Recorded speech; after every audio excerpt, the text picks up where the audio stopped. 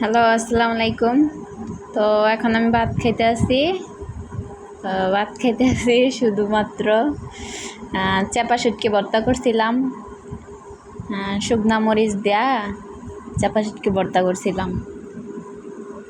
লাল মরিচ আছে না, সেগুলো দিয়ে চাপা শুটকি ভর্তা করছিলাম। এটা দিয়ে ভাত খাইয়া ভাতটা লাল লাল করে তারপরে খাবো, যে মজার ভর্তাটা।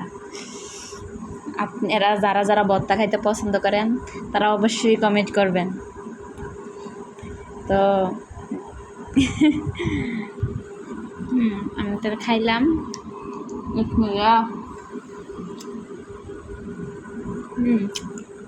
সেই মজা।